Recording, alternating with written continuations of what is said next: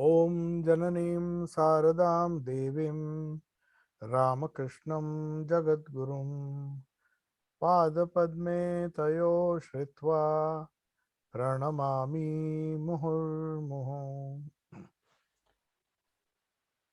We were discussing the conversation that took place between Srima Sharda Devi and Shirodbala Roy, who was a widow, and Holy Mother loved him very much, and she was just wondering because in those days widows had no source of income, so naturally she had very few possessions, and moreover she had so much of vairagya that she didn't feel that she needed to hoard anything.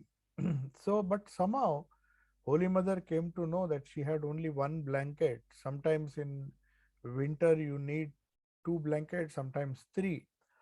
But she had only one blanket, and all these years she was managing with that. So Holy Mother tells somebody that if somebody gives you the blanket, or if you buy a blanket, we don't need so many blankets. We have a lot of stock. But if you have already bought it, we give it to Shirod Bala, because she has only one blanket.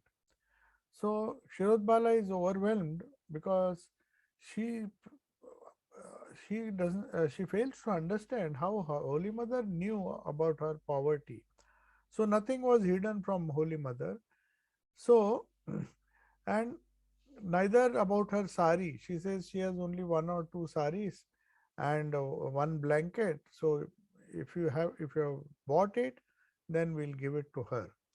So she is writing now, Shirod Bala Roy is writing, how many times she made me understand that she was truly our mother. Discarding her physical body, the mother is now bestowing her blessings even more. Whoever calls upon her, the indwelling mother, approaches him and settles all his problem. Now, this is written 10 years after, I think this was recorded much later after the Mahasamadhi of Holy Mother. So she says, formerly one had to make various arrangements to see her. Now, after the passing away of, after the Mahasamadhi of Holy Mother, sitting at one place, if someone applies sincerely one's heart, one can find the mother. When her disciples are in trouble, she comes on her own and protects them. I have heard many such anecdotes. So she is now relating a few anecdotes where it was proved beyond doubt that Holy Mother still exists even after giving up her body in Mahasamadhi. She is still there. She is still the Divine Mother who comes to your help whenever you sincerely pray to her. So she is narrating the first incident. Once I came from my native place to Calcutta on Saptami day, the first day of Durga Puja. I was keeping rather poor health. This is what Shirod Bala is writing, her reminiscences, and was running a temperature. Intending to worship Mother with temperature on, I went to her carrying some select flowers. A few days ago, Revered Swami Premanand Maharaj had passed away. Premanandji was passed away before Holy Mother passed away, and she was very much upset. She uh, knew that he was sick. He was suffering from some strange kind of fever which was not leaving him. It was known as Kala Azar, that is the disease with which he was suffering. So he had passed away a few days ago, and that year Durga Puja was suspended at Belur Math because Swami Premanandji was the central figure. He was like the manager of Belur Math.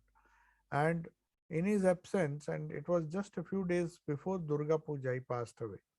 So, Durga Puja was, however, being held at the monastery in Varanasi.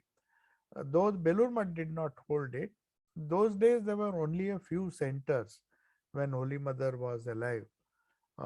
Later on, the centers started increasing. But Belur Math, Banaras, Mayavati Advaita Ashram, and a few handful of centers were there. Madras Math, which Shashi Maharaj had started. So Shirod Bala approaches Holy Mother. I approached the mother and worshipped her because it was Durga Puja.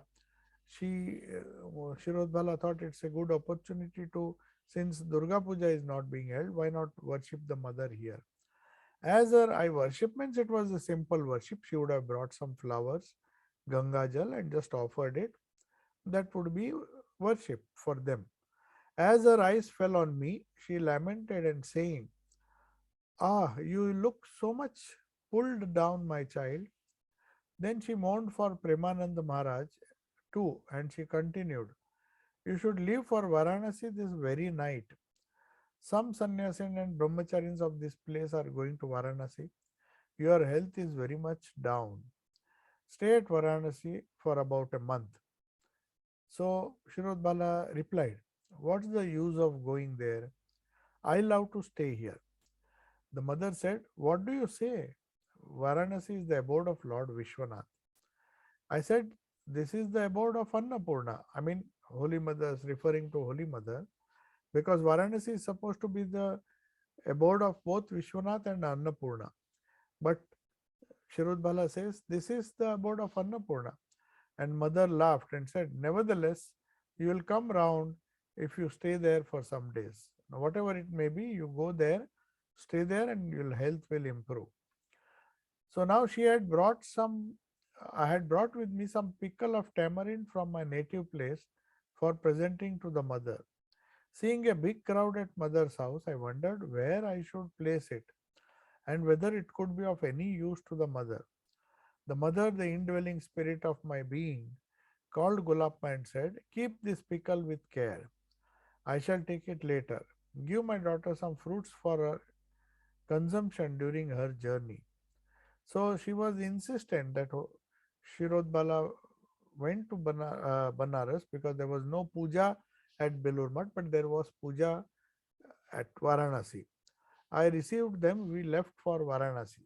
There was a big group, some sannyasins and brahmacharis who were to assist the Durga Puja celebrations in Banaras. They were going, so she asked Shirod Bala to join them and go there. Varanasi was in the grip of a virulent kind of influenza. Flu was going on there.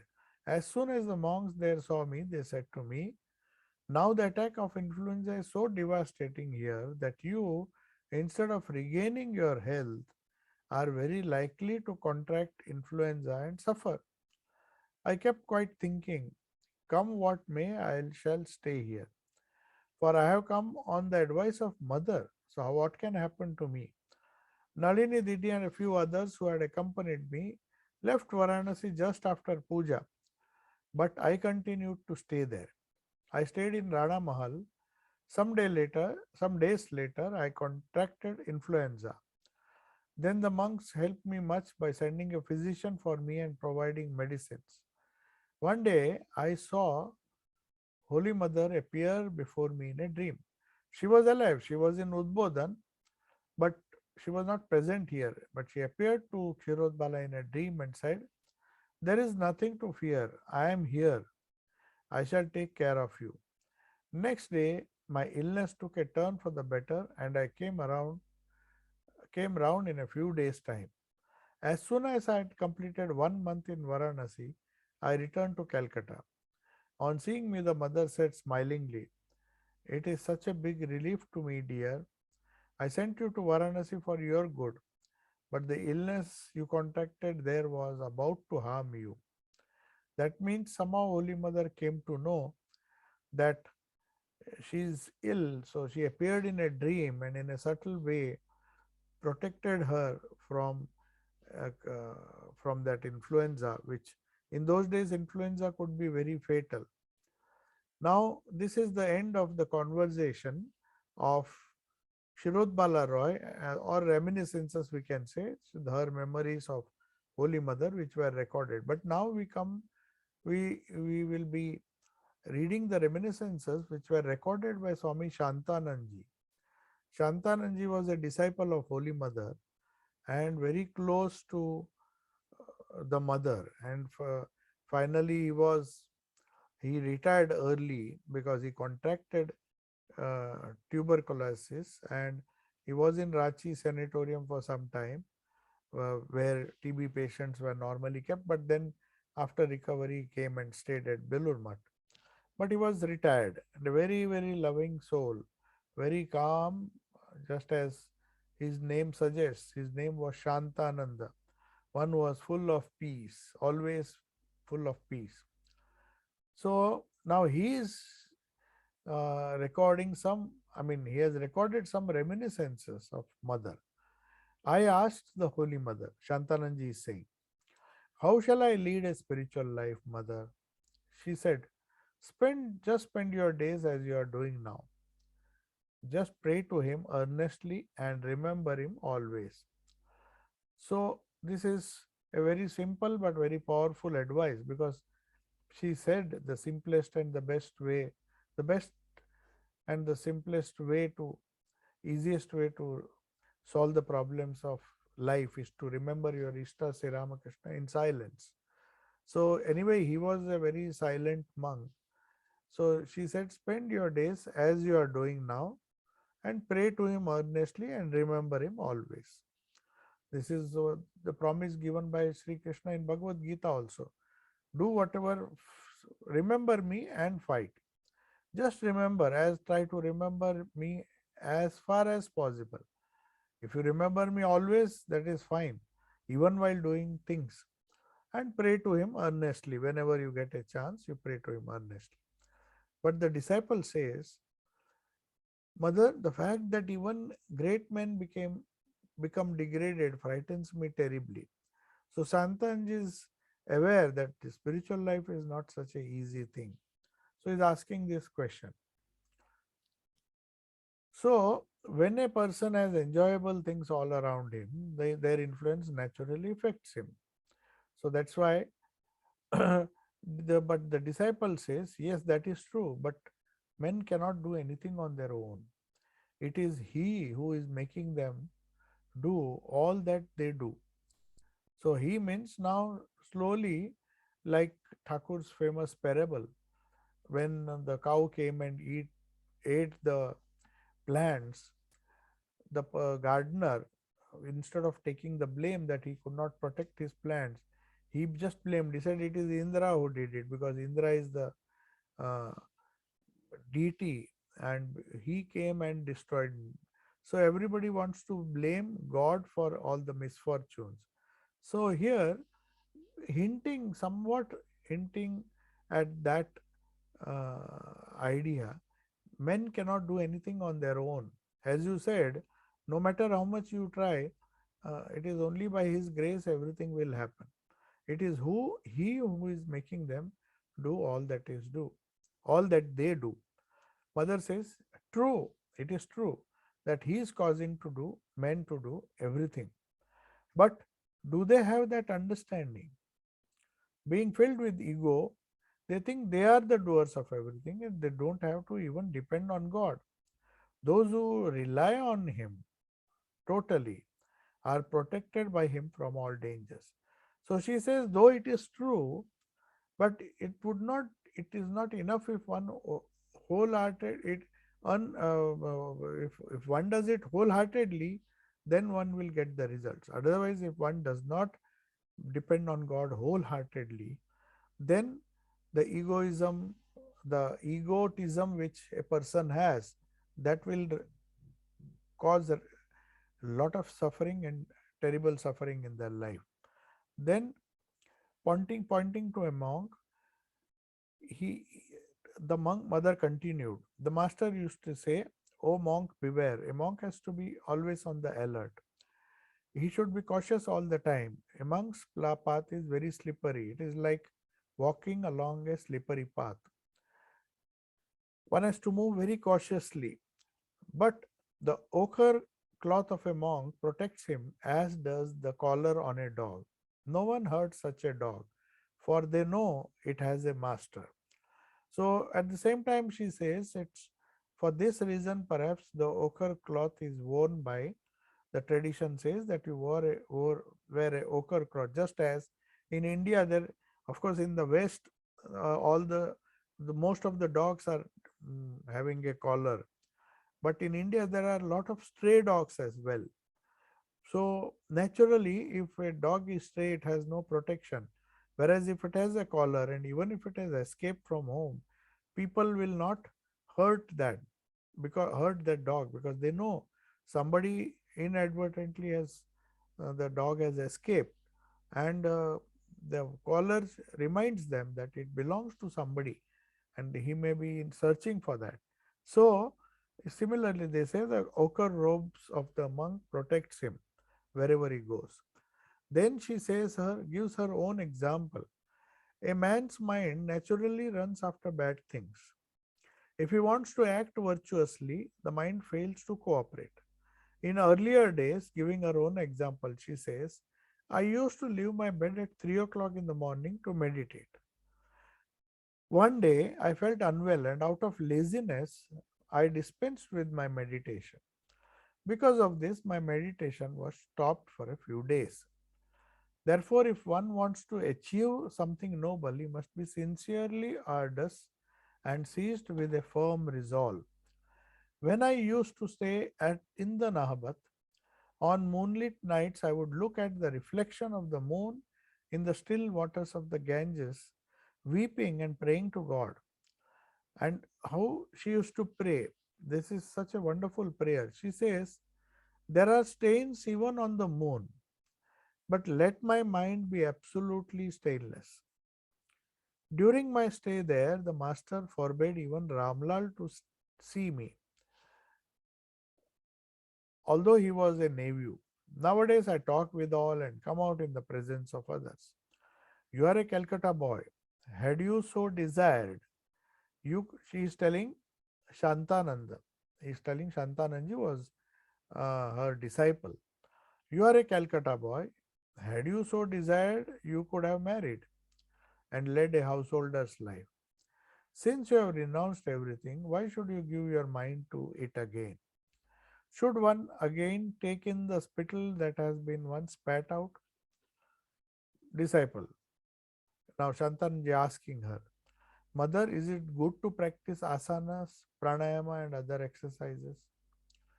Mother says, asanas and pranayama endow one with occult powers, and these may lead a man astray. Disciple. Is it good for a monk to go to places of pilgrimage? Then mother gives the answer. If one's mind is at rest in a particular place, then what need is there to go to places of pilgrimage? Then Shantananji asks, Mother, I don't even have time for meditation. Kindly make my Kundalini awaken. Mother said, Mother says, it will certainly awaken. A little japa and meditation will awaken it. Does it wake up on its own? Do japa and meditation. The practice of meditation will lead your mind to such one pointedness that you won't like to give up meditation. But when you do not achieve such concentration of mind, don't force yourself to meditation.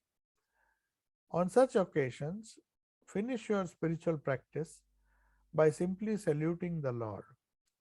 The day on which you have the right mood, you will have meditation spontaneously. Now, the conversation is recorded on 19 June by Shantananji only. It is on 19 June 1912. Disciple.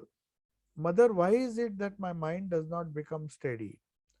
When I try to think of God, I find it drawn to various worldly objects. Mother says, yes, it is harmful if the mind is drawn to worldly objects like money and members of one's family. Nonetheless, the mind dwells naturally on one's daily activities.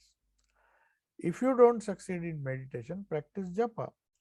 Japa leads to perfection. So I think this advice Shantananji followed to the letter, to the last letter, Japat Siddhi. So he was always muttering, his lips were moving as if he was uttering the japa. Just through repetition of japa, he achieved everything. So he says, if you don't succeed in meditation, don't worry, do japa. If meditative mood sets in, well and good. If not, don't force your mind to meditate. So she was against using any kind of force and trying to empty the mind or meditate deeply if it is not possible. If it causes a strain, it is better to avoid it. But she didn't ask us to stop japa. That can go on.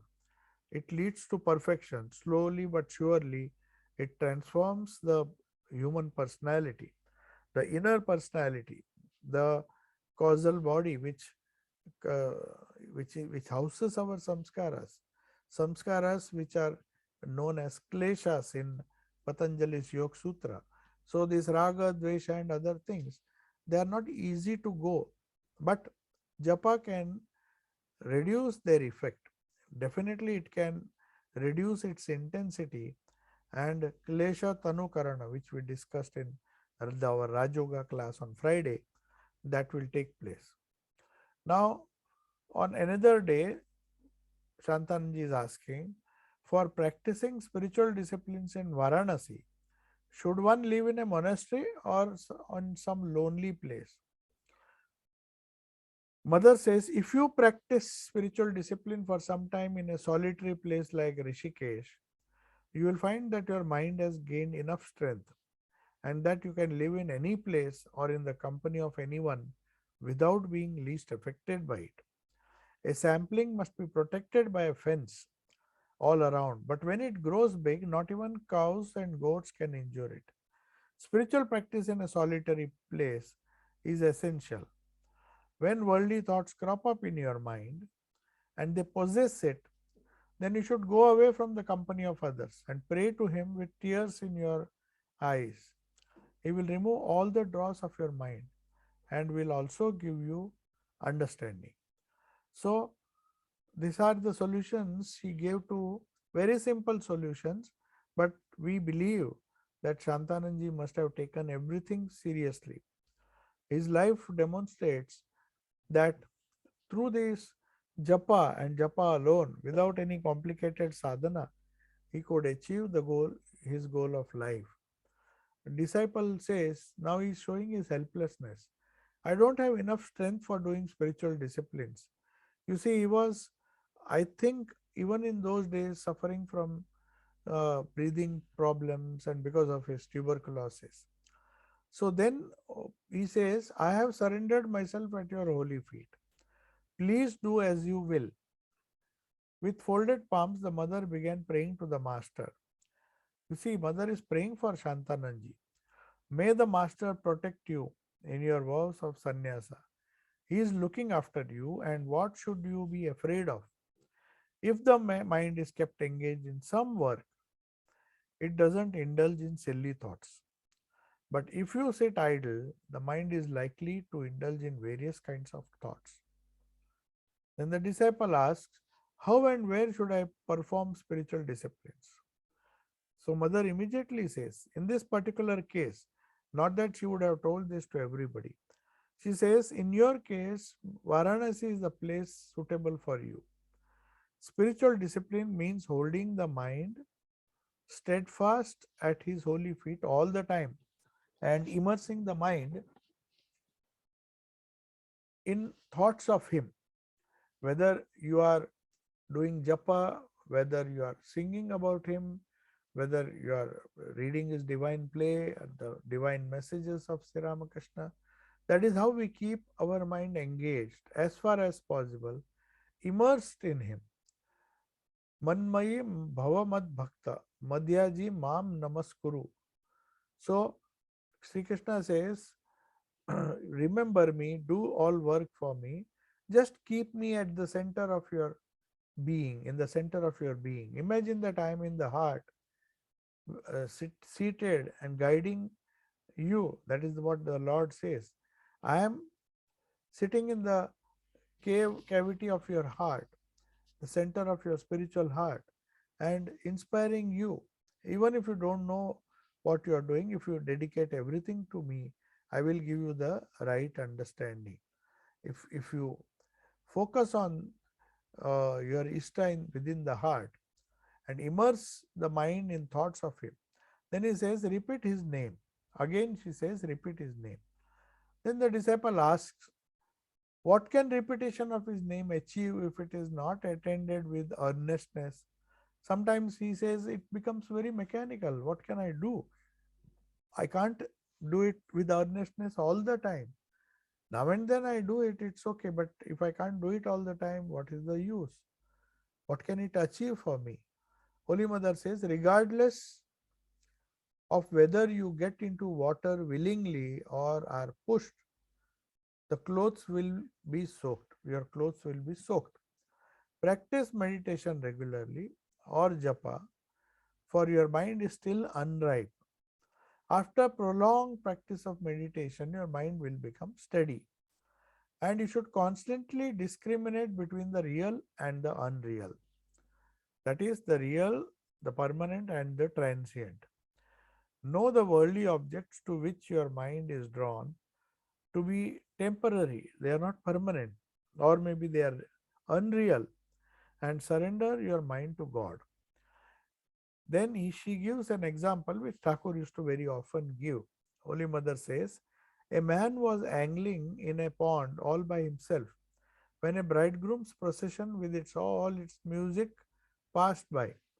But he did not divert his attention. His eyes remained fixed on the float, just waiting. When will I catch the fish? I have to just pull the line. So he was just focused on that. All the drama that is going on near him did not even bother him. He did not even care for it. Then the disciple asked, what is the aim of life, Mother? Mother says, you see, such a beautiful answer she gives. Simple but beautiful. The aim of life is to realize God and remain immersed in His contemplation and the contemplation of His holy feet always. You monks belong to the Master. He is watching over your earthly life as well as your life to come. What worry do you have? Can anyone think of God all the time? It's not possible. Spend some time relaxing and some time absorbed in thoughts of Him. Then Mother says, continues, a monk must be free from anger and hatred. He must tolerate everything. The master used to tell Hriday, because Hriday and he were living together for a long time, and especially when Sri Ramakrishna was getting all these high spiritual states, he needed somebody who could look after him. So Hriday did a very good job. So he knew that Hriday is dependent on him and he is also as much dependent on Hriday for his physical needs. So he says, you will bear with my words and I shall bear with yours. Then only we can satisfactorily pull on. Otherwise, the cashier of the temple estate may have to be called for settling our disputes. So he's giving a hint to Hriday.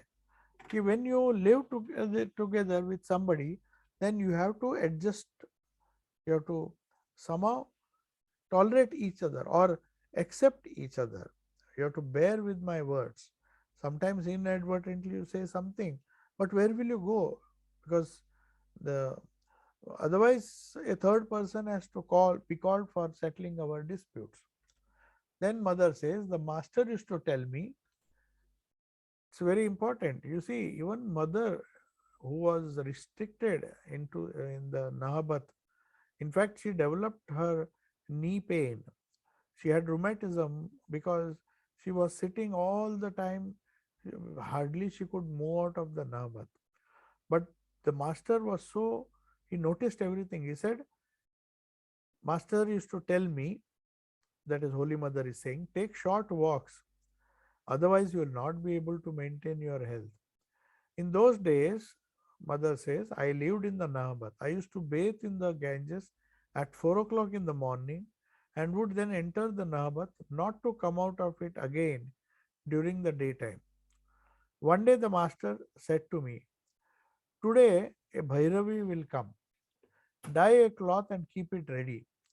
I have to give it to her. The Bhairavi arrived that day when the worship of Mother Kali was over. The master began to chat with her on various topics. She was a little hot-headed. She used to boss over me always. She would tell me at times, You must keep pata bhat for me. Pata bhat, otherwise I will pierce you with my trident. Now this Bhairavi was Bhairavi Brahmani. She was a little bossy type and a very strong woman, but she was a great sadhika as well. She taught Sri Ramakrishna all the sadhana according to the Vaishnava and Shaiva and the Shakta Tantras. So she was deeply concerned about Sri Ramakrishna's welfare, and sometimes, and for people who do lot of sadhana, pata bhat means it is rice which is stored in water overnight, and in the morning that rice normally people of West Bengal take. It's known as pata bhat. Means that rice seems to cool down the whole system. And she used to always insist that little of that should be kept for her. And if for some reason mother forgot, uh, she would warn her, put some kind of fright in her, said, I'll pierce you with my trident. That's the language she used. But she was a nice, uh, I mean, very well read in scriptures and a lot of Vairagya. She was moving around alone all over India. But the master would reassure me, saying, oh, you don't have to fear. She is a true Bhairavi. Bhairavis are supposed to be Bhairavas and Bhairavis. They are supposed to be guardians of Shiva. They live with him in Kailasha. So even in Banaras, before entering Banaras, you have to go to Kal Bhairava temple and first worship him before even going to the Shiva temple. So that's why he says, don't worry, she is a little hot headed because they are the official guards of Shiva. So they have to have a militant attitude. She says sometimes she brought such a large quantity of alms that it would last for 7 or 8 days even. At this, the cashier of the temple estate would say, Mother, why do you go out and beg your food? You can get it free here. So she was very strict about her rules. She used to go for begging, and seeing her trident and uh, fearful and dominant figure, naturally everybody would give her bhiksha. And she used to bring that food and then cook it herself. The temple priest said, why do you do it? You are anyway staying here. We will give you the food. We are preparing everything. The Bhairavi would reply, you are my Kala Nemi uncle. Can I rely on you? Kala Nemi is a character who was a very brutal king and a brutal character in mythology. So you may be my uncle, but um, you are like this. I can't rely on you. Then the mother continued. During the years of his spiritual practices, the master would shrink through fear at the sight of various objects of temptation. He would shun all these allurements. One day in the Panchavati Grove, he saw a boy approaching him. This started him thinking, what is this? The Divine Mother explained to him that a shepherd boy of Braja, Braja is the place where Sri Krishna did his Leela, would join him as his spiritual son. When Rakhal came, the master said, my dear shepherd boy has come. Tell me what your name is. Rakhal, he replied. Then the master remarked, yes, yes, that's right. This was exactly in keeping with what he saw at the Panchavati Grove, Panchavati tree, under the Panchavati tree. Hazra told the master once, why do you think so much of about this Narendra, Rakhal and others? Why don't you immerse your mind in thoughts of God all the time?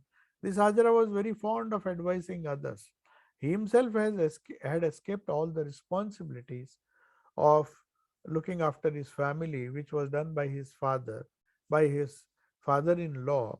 The family and the children, they were with the father-in-law's house. They had nowhere else to go. And this fellow had left his house and was staying here.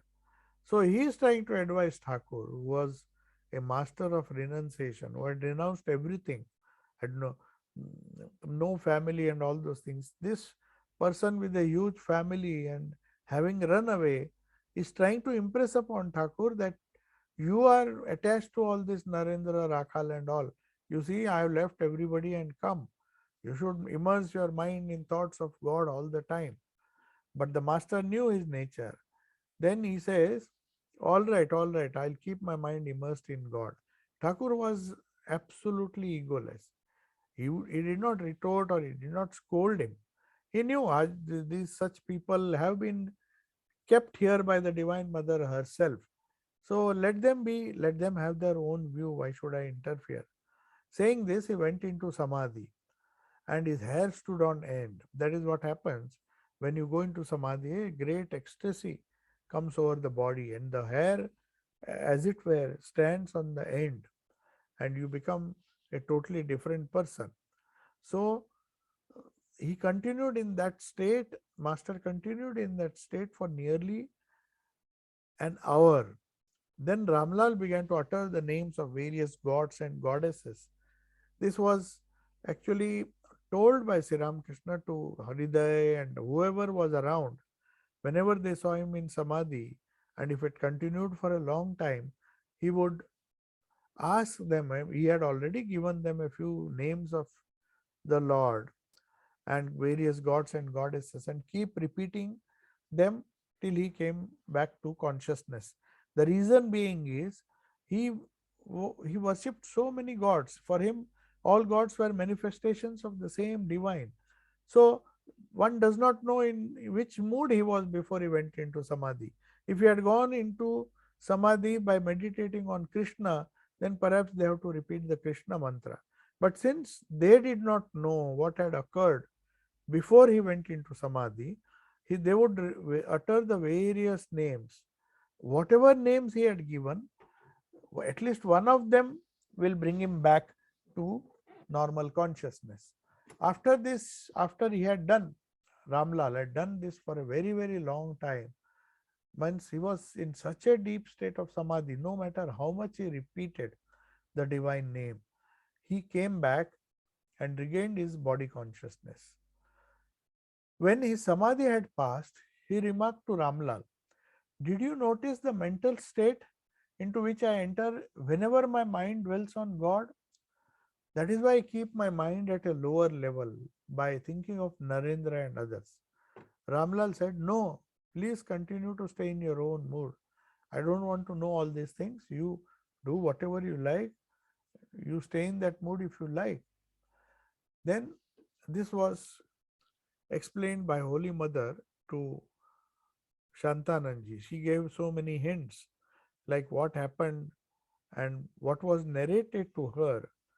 And this is how she came to know, because Holy Mother was not there when these incidents were happening. Now, then the disciple Shantananji is again asking a question. "I am practicing a few breathing exercises. Should I continue then?" You must remember that he had asked this question, and Mother had said, "You don't have to do pranayama or asanas or yoga. You don't have to do any such thing. It is enough if you repeat the name of God." But Mother now becomes a little relaxed. She says, "Okay, you may practice them a little, but it is not safe to do them for very long, for it may throw you off your balance. What need is there of breathing exercises if your mind becomes concentrated on its own?" So, breathing was primarily done in Patanjali's Raj Yoga. Asana as well as pranayama was to give some kind of mental balance to the mind. It helps, definitely it helps, but beyond that, it cannot achieve anything. So, but she says, what is the need of breathing exercises if your mind becomes concentrated on its own? So, there is no need for that. Then the disciple again asks a question about Kundalini. He says, unless the Kundalini is aroused, nothing worthwhile can be achieved. That is what perhaps he had read in a book, because it was Sri Ramakrishna who could give the experience of the rise of Kundalini. Otherwise, many people used to come with hallucinations that they had a rise in Kundalini. So he used to emphasize that first follow the disciplines, first follow a pure life, try to do japa, try to meditate as much as possible. After that, after a long time, your samskaras or your kleshas will become powerless. Then the divine will manifest. Then you don't have to do anything. It will be spontaneous. the Kundalini also will awake. Mother says, certainly it will awake. Repetition of his name will lead you to that goal. Even when your mind does not become concentrated, you can repeat the holy name thousands of times. One hears the Anahata Dhvani prior to the rousing of Kundalini, but this is not possible without the grace of the Divine Mother. Once somebody asked Shantananji, are you able to hear the Anahata Dhvani? Because that is what was recorded here. And he said, yes, I do. I do hear the Anahata Dhvani, because without that, Anahata means unstruck sound. A sound is normally made when you strike some table or chair or anything. Any object, two objects clashing with each other gives rise to sound. That is all we know about sound. But this Anahata Dhvani, as opposed to the common Dhvani, there are various types of, Dhvani. One is a Ahata Dhvani, which is a spoken word or a spoken musical instrument. All can produce Dhvani. But Anahata Dhvani means that which is produced even without any kind of friction, without any kind of motion. So you experience that only when the Kundalini is about to rise. So before that, it is not possible to hear or experience that kind of peace or have some kind of God realization, or real God realization, till all these kleshas are subsided or subdued, Tanukarana as it is known. Then the mother continues. In the early hours of the morning, I was musing. I was thinking that I would be able to see Lord Vishwanath. It was a tiny emblem of Shiva covered all over with bilwa leaves and water to such an extent that one can hardly see it. As I was thinking this way, all of a sudden there appeared a jet black stone emblem of Shiva, Vishwanath himself. Vishwanath is quite big, it's not the small emblem. I saw Nati's mother run her fingers over the head of Shiva. I too quickly came and put my hand on Shiva's head. So now, head in the sense the Shiva Linga at Vishwanath. Now, this was the experience Holy Mother had. And she saw that first she thought, what is this? How am I seeing this? And uh, I'm seeing something strange. He's covered with lot of bilva leaves. So then she suddenly realized and tried to put her hands uh, on Shiva's head, means on the Shivalinga. That's the idea. Then disciple says, Mother, I don't like the stone emblem of Shiva anymore. Mother says, how is that, my son? How many great sinners have come to Varanasi and got emancipation by touching Lord Vishwanath? He is accepting the sins of all with perfect composure, whatever be the stone, whatever the stone may look like. But that has the capacity, this powder has the capacity, or no, not uh, this stone, or not powder, this big stone has the capacity to absorb, uh, though we think it is an inanimate object, it has the capacity to accept everybody's sins. Then he says, when people come here on weekends and salute me, I feel a burning sensation. Now it's the stone has that capacity because the pran pratishtha has been done, and it is the cosmic Lord who absorbs all the karma of people who really worship him, if one is very eager.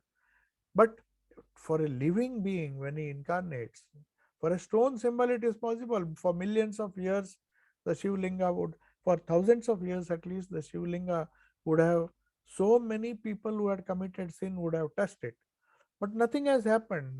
The stone emblem, since it is directly connected through Pran Pratishtha to that divine Vishwanath Shiva himself, then there is no problem. But for Holy Mother, as we discussed in the Great Master, that when they take birth, they have to suffer all the problems when you take up a body. So she was feeling terrible burning sensation if somebody impure touched her. Only after I wash my feet with Ganges water, I can be at peace again. Then again the disciple asks, this doubt is not going at all. He says, if the Lord is the father and mother of all, why does he induce people to commit sins? Now, this is he is asked in a slightly different way. But see the mother's wonderful answer. She says, true it is that he has become all the living beings, but everybody reaps the fruit of his actions according to his own past impressions and deeds. That is why we have to be careful. Otherwise, if we don't are not very particular about the deeds or the actions that we do, then we have to bear the consequences of that. So, no doubt, the sun is one, Holy Mother says, but its shining varies according to the place and the object it illuminates. Now, if we are pure, then more of spirituality will be radiated by the deity through me. But if I am impure, then the divinity is the same, or the power, the spiritual power is the same. But unfortunately, it gets blocked. It does not find an outlet and one suffers. So, Mother says the sun is one, but at different places, the higher you go, the more bright it will be and the more sunshine you will get. So, its shining of that sun will vary according to the place and the object it illuminates. In fact, it depends totally on the object that it illuminates. If our mind is full of impurity, then how can it object? It will not be opaque, it will not be transparent, it will be opaque. So, if an opaque object is there, if there is the slightest pollution in our mind, then the opacity will increase. Lights, the divine light, if we compare our mind with uh, a opaque object, a glass, which is opaque, then there may be light and you may get some light. But if it is transparent, then you get the full light. That is what Holy Mother says. Don't blame the Lord, you just go on doing and try to remove the opacity of your glass, the glass, then the sun will shine. The sun of Atman or the sun of Brahman will shine powerfully through your personality. But unfortunately, the glass is dirty. So the sun rays can't penetrate and you can't have the desired goal. Then finally, we'll conclude now. Yeah, now it is 1st January 1917 and the conversation will go on. Shantananji is asking so many questions. He was very young, one should remember that.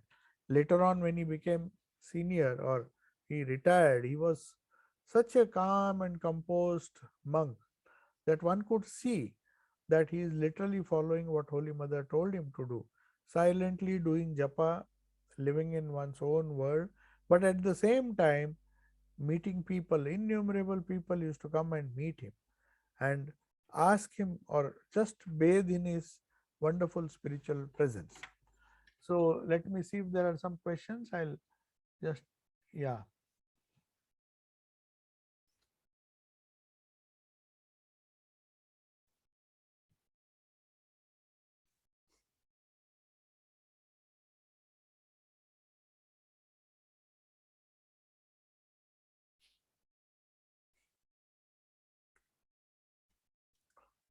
Tomorrow morning there will be a recording at 9:30 and our Nehru Center, which comes under the High Commission of India, there will be a question answer session for about 1 hour. So, of course, our class will continue as usual. This 1 hour question answer question will be conducted by a famous author who will be asking questions and I'll be answering on the relevance of Swami Vivekananda to the youth, not only Indian youth, but the youth all over the world. So I told him that it may be difficult if you ask because Indian youth require some kind of nationalism that is typical for Indian youth. But for the world youth, nationalism or nationalistic ideas which Indian youth need to love their country, to love their civilization, culture, may not apply so much to a Western youth. So we'll be speaking about on various topics dealing with youth, including how youth can be empowered, what is the best way to get spiritually empowered, and also the role of women. Because when you say youth, it doesn't mean boys only. So, what is the role of a woman in this, especially young women in this mm, global? What is their responsibility as representations of Prakriti? In fact, all of us are representations of Prakriti. But a, a woman has a special uh, closeness, you may say, with the entire concept of Prakriti. So when you say nature and trying to, which is always referred to in the feminine, it means a lot. Nature is connected with the divine mother, and she is Prakriti herself. Purusha is definitely the consciousness behind all that we do. Prakriti is helpless without him, but she creates and she does with his power, his power of illumination. So, as mother said, the sun is one, but its shining varies according to the place and object it illumines. So, we will be discussing that topic also, ki how in one's life, if you say that women want to be empowered, then they have to be spiritually empowered, just as it's not a monopoly of men. So, once spiritual equality comes, once spiritual empowerment comes to a woman, then her empowerment is complete. Just socio-economic empowerment, political status, and all those things will not help. They may be very dynamic women, but is she spiritual? So, the spirituality will determine whether a woman is really empowered like that of like Sri Ma Sharda Devi or the Holy Mother. You see the amount of empowerment. We'll be discussing that, and we'll be discussing some other women also, women disciples of Swamiji and Thakur, who showed what true women's empowerment is. So I'll take your leave. I hope there are no questions. There seems to be one question, and I'll just yeah. So one young girl is asking, mothers do not keep veil before her children. Yes, that is true, because she doesn't feel, when senior people are there in those days, she used to keep a veil. And but there were some people who were childlike, like Latu Maharaj, and there were some others with whom she was very free. So she did not always keep the veil. But modesty is a great quality. Don't think it is a weakness. Modesty is a great quality. That is something which nature has endowed a woman with. Holy Mother herself says, when some of the women were recklessly dressing in a strange way, she said, "What is this? You don't know modesty is the ornament of a woman." So, if she loses her modesty, then she loses everything. So, naturally, um, she has to be, she used a veil for most of the time, but with her children, she did not use it. Yeah. Now, Swamiji, because of job or personal reason, if someone cannot continue meditation on certain time, it's okay. Holy Mother never said you have to. She said whenever you get time, and but one has to have that feeling that as soon as I am free, I should do some japa or meditation. It's not that you have to do it every day at the same time. If it is possible, it is fine. But if it is not possible, whenever you get a good mood, whenever you are in a good mood, why don't you just close your eyes and meditate? There's no fixed time.